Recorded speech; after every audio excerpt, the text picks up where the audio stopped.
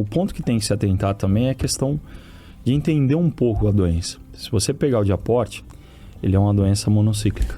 Então ele tem um ciclo só durante o ano. Já a ferrugem não, a ferrugem ela é policíclica. Sim. E ela, consequentemente, se você colocar uma ferramenta muitas vezes, ela vai expor mais essa molécula. Consequentemente, pode ocorrer mutações aí rapidamente, né? Agora, no caso de aporte, isso, assim, não se tem isso... Quando você pega a literatura americana, né? Em mais de 100 anos de estudo, não se tem nenhum relato de resistência de moléculas ao diaporte. Ou seja, por ele ser monocíclico, você não corre esse risco. Você pode trabalhar com 4? Cara, não tem tanta necessidade disso. Você pode 2, 3, beleza. Eu acho que aí sim é o ponto. Só que nesse sistema você não tem só diaporte. É isso. Esse é o ponto. Você tem uma cercospora, você tem uma antracnose. Que são policíclicas também. E aí você precisa fazer o quê? Adicionar outros mecanismos de ação. Um triazol mais específico, né? A gente sabe que o difenoconazole e o proticonazole são ferramentas que ajudam a manejar tanto a questão da anomalia, no caso de aporte, como essas doenças, como cercóspora. Você pega o difenoconazole, é excelente para cercóspora. Lá no sul, o difenoconazole ele nos auxilia muito no controle de oídio, por exemplo. E cercóspora, logicamente, né? Além de antracnose, que é uma ferramenta fantástica. Já o proticonazole, ele nos auxilia muito na questão do manejo de ferrugem, por exemplo, lá no sul. Né? Aqui para vocês, o proticonazole é mais direcionado para o ambiente de mancha-alvo. Né? Então, é preciso trabalhar um manejo robusto com produtos que são à base de carboxamidas, associado a bons triazóis, né, direcionados para essas doenças, bem como, né, se trabalhar também a adição aí de multicitos protetores. Né? Porque você pega, por exemplo, um cenário do Rio Grande do Sul hoje, Santa Catarina e Paraná, por exemplo, com altíssima pressão de ferrugem, o protetor hoje ele passa a ser o produto mais importante da lavoura. Que ele é o cara que vai impedir o fungo de entrar dentro da planta, que está vindo de fora, bombardeado ali, e ao mesmo tempo é o cara que vai matar esporo. Exato. Então o protetor ele passa a ser o produto mais importante da lavoura. E muitas vezes o cara acha que é o outro fungicida à base de mecanismos de ação. Então assim, é muito importante, né? Logicamente nesse ambiente de aporte você pode sim trabalhar, né, 3 aplicações sucessivas da mesma molécula, com esse ponto de atenção para outras doenças. Se você tiver outras doenças como ferrugem, aí começa a complicar porque você está expondo demais. No caso, para nós lá, se você não passar, por exemplo, após os 70 dias dessa cultura, né, 70 dias após a emergência, se você não aplicar esse mesmo ativo passado de 70 dias, você não corre esse risco de exposição.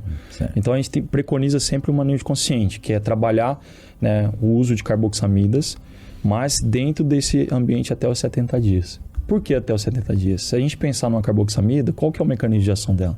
Totalmente preventivo. Ela vai atuar, né, no complexo 2 da mitocôndria, exatamente na respiração do fungo. Então, antes do fungo entrar dentro da planta, ele começa as maiores taxas de respiração do fungo é antes dele entrar. E a partir do momento que ele forma ali o apressório para penetrar, a hora que ele entrar lá dentro, a carboxamida já não tem tanto efeito mais, porque daí ele passa a colonizar. Aí quem funciona é o triazol.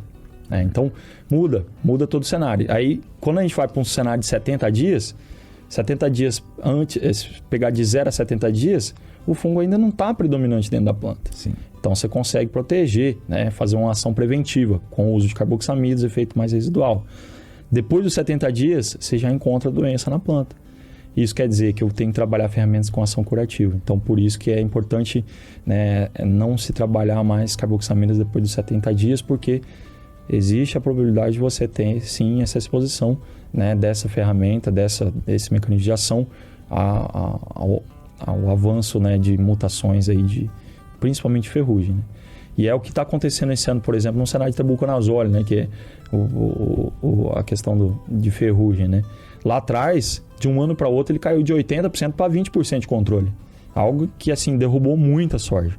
A gente sabe, quem lembra aí de 2005, 2006, 2007 aí, sabe que houve essa problemática no ambiente de ferrugem, né? Então, é uma molécula bastante instável nesse cenário.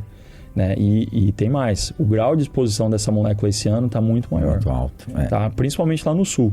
Só para se ter uma ideia, a gente não tivemos inverno rigoroso, então tinha muita soja guaxa no meio de aveia, de trigo, que estava com ferrugem. Fonte de inóculo, ponte verde. Exatamente. Aí o cara ia fazer manejo, por exemplo, a giberela no trigo, ele ia fazer a aplicação de produtos à base de tabuconazole.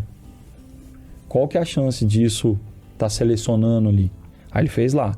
Aí agora ele começa a fazer mais produto à base de tabuconazole. Ou seja, a chance de chegar no final do ciclo da soja agora, já começar a aparecer os primeiros escapes. Nesse sentido, entendeu?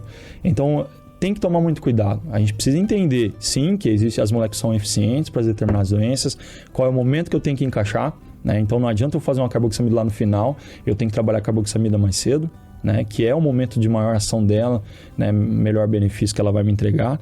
E, logicamente, né? Essa questão de rotação de ativos ela é muito importante. Só que hoje, no mercado, a gente não tem ferramentas diferentes de carboxamida, triazol, estrulina, morfolina e multicílios. Cabe numa mão.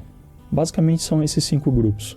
Né? Então, o que você tem que fazer? É trabalhar normalmente de 3 a 4 grupos na mesma aplicação, que aí você não deixa que o fungo ele evolua no sentido de gerar resistência, aparecimento de mutações. E não perder essa super dica que o Renato acabou de nos dar aqui. Prestar atenção o que é um manejo preventivo e depois o que é um manejo curativo, né? Então...